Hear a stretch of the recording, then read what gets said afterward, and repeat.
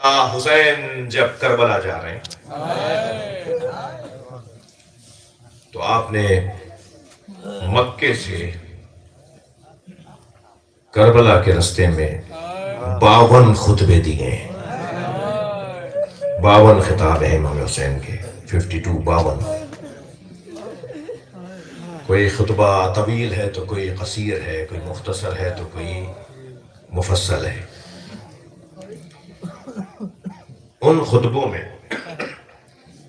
ایک خطبے کے اندر جب کربلا نزدیک آنے لگی نا، اچھا یہ بھی آپ وہ کتاب بھی مولا کے خطبات پر مشتمل کتاب بھی چھپ چکی ہے، اردو ترجمہ بھی ہو چکا ہے اس کا، خطبات امام حسین از مکہ تا کربلا. مگر جیسے جیسے کربلا قریب آتی جا رہی تھی، یعنی زمین کربلا قریب آ رہی تھی، ایسے ایسے امام کا لہجہ، پیغامات کے اندر جو محور تھا وہ تبدیل ہوتا جا رہا تھا، اس لیے کہ اب اور سنگین ہوتا جا رہا ہے، قریب آ رہی ہے کربلا. یعنی مکے سے جاتے وقت تو شاید بہت سو کو احساس تھا کہ بنی ہاشم ہیں، سردار لوگ ہیں، شجاع لوگ ہیں، ان کا تو بچہ 11 سال کا بھی ہو تو عباس ہوتا ہے، صفین میں جنگ لڑ کر آتا ہے. ان کے تو بچے ہیں، بڑے بڑے بہادر ہوتے ہیں، تو یہ تو جنگ جیتیں گے. یہ 1000 پر غالب آتے ہیں تو یہ 72 تو بہت زیادہ ہیں، یہ جنگ جیت جائیں گے. اور ایسا ہوا، امام حسین نے اکیلے جب جنگ کی نا آخری وقت میں اپنا دفاع کیا تو پیاسے حسین نے، لاشیں اٹھا لینے کے بعد زخمی حسین نے، اکیلے میرے مولا حسین نے سینکڑوں کی تعداد میں لوگوں کو فنار کیا ہے. اگر مولا پیاسے نہ ہوتے، اگر ایسے ایسے لاشیں اٹھا کے میدان میں نہ آئے ہوتے تو پھر کیا کرتے امام؟ ایسا تھا جو یہ سوچ رہے تھے کہ یہ جیتیں گے جنگ اور ان کے ہاتھ میں سب کچھ آ جائے گا، وہ غلط نہیں سوچ رہے تھے. لیکن جیسے جیسے کربلا قریب آنے لگی تو امام حسین کے خطبات کا محور تبدیل ہونے لگا. ان میں سے ایک جملہ میں آپ کو ہدیہ کر رہا ہوں اپنے مضمون کا.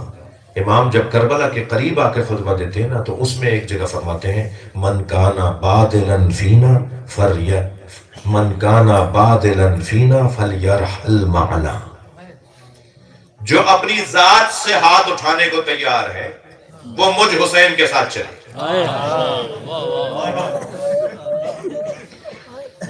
جو اپنی خول سے باہر نہیں آ رہا، جو اپنی ذات کی اسیری سے نہیں نکل رہا، جو اپنا ہی خود اسیر ہے، وہ میرے ساتھ نہیں چل سکتا.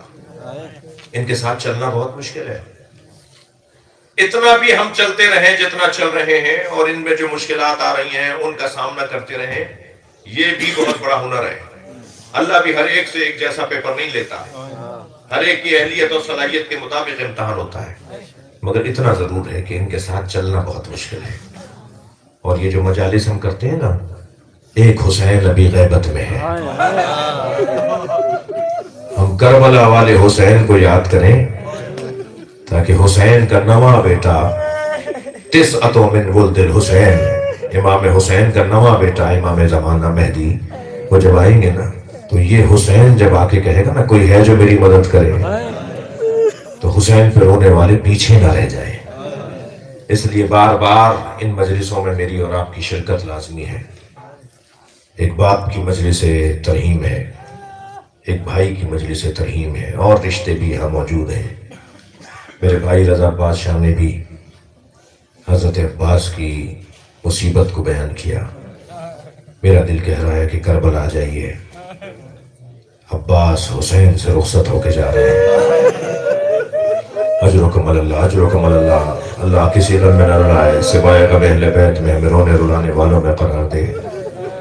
جب میرے مولا عباس نے آ کر امام حسین سے کہا نا، مولا مجھے مرنے کی اجازت دے دی ہے. علامہ مجلسی نے تو عجیب رنگ لکھا ہے. علامہ مجلسی کہتے ہیں پہلے آ کے کہتے تھے مجھے لڑنے کی اجازت دے دیجیے، پھر ایک ایسا وقت آیا فرمایا مجھے مرنے کی اجازت دے دیجیے. تو امام حسین نے فرمایا عباس تم تو ہمارے لشکر کے سالار ہو، تم ہمارے لشکر کے سالار ہو. تو علامہ لکھتے ہیں کہ حضرت عباس نے یمین اور یسار، دائیں اور بائیں دیکھا اور فرمایا مولا وہ لشکر کہاں ہے جس کا میں سالار ہوں؟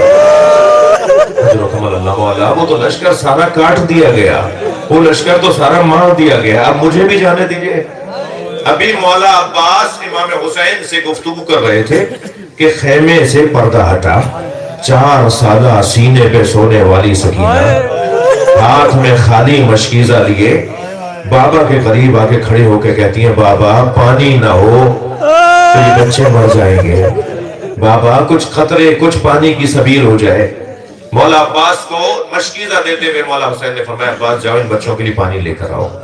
عزاداروں میں تفصیل سے حضرت عباس کی شہادت تو نہیں پڑھ سکتا، مگر حضرت عباس کی شہادت میں 4 امتیازات ہیں جو کسی اور شہید کے ہاں یہ کیفیت نہیں ہوئی، خاص کیفیتیں ہیں حضرت عباس کی شہادت میں جو کسی اور شہید کے ہاں نہیں ہے۔ سب سے پہلی کیفیت تو یہ ہے کسی کے بازو شہادت سے پہلے قلم نہیں ہوئے، لیکن حضرت عباس کے بازو مولا عباس کی شہادت سے پہلے قلم ہوئے۔ جب حضرت عباس نے آواز دی نا مولا میرا سلام آخر قبول کیجئے گا، مدد کو نہیں پکارا، فرمایا میرا سلام آخر لیجئے گا، امام ذوالجناح پہ بیٹھ کر اس طرف روانہ ہوئے جہاں حضرت عباس گئے ہیں۔ تیز دوڑتا ذوالجناح ایک مرتبہ رک گیا، امام نے گھوڑے کی گردن پہ ہاتھ رکھتے ہوئے فرمایا اے میرے راہوار میرا بھائی مجھے یاد کر رہا ہے، جتنا جلدی ہو سکے مجھے پہنچا دے۔ گھوڑا ایک طرف اشارہ کرنے لگا، حضرت نے اس جگہ نے جو مڑ کے دیکھا نا تو حضرت عباس کا کٹا ہوا بازو تڑپ رہا، اترے ہیں گھوڑے سے، اپنے بھائی کا بازو اٹھایا ہے، پھر گھوڑے پر بیٹھ کر روانہ ہوئے۔ کچھ دیر آگے گیا ہے، کچھ دور آگے گیا ہے، گھوڑے نے پھر اشارہ کیا تو حضرت نے جب مڑ کر دیکھا تو دوسرا کٹا ہوا بازو نظر آیا۔ اب میں رونے والوں سے ایک سوال کر لوں، وہ مولا حسین جو عباس کے قریب جانا چاہتے ہیں اور رستے میں عباس کے کٹے ہوئے بازو اٹھا رہے ہیں، وہ سوچ نہیں رہے ہوں گے میرے بھائی کے بازو کاٹ دیے؟ عباس تو اپنا دفاع بھی نہیں کر پا رہا ہوگا۔ یہ پہلا امتیاز ہے حضرت عباس کی شہادت کا کہ ان کی شہادت سے پہلے ان کے بازو قلم ہوئے۔ دوسرا امتیاز، دوسری کیفیت حضرت عباس کی شہادت میں انفرادی کیفیت یہ ہے کہ کسی کے بھی سر پہ گرز نہیں لگا، مگر حضرت عباس کے سر پہ گرز لگا۔ اس کا سبب کیا ہو سکتا ہے وہ ابھی بیان کرتا ہوں۔ تیسرا امتیاز یہ ہے کہ کسی شہید کی زندگی میں اس کی آنکھ میں تیر نہیں لگا، مگر حضرت عباس کی آنکھ میں تیر لگا۔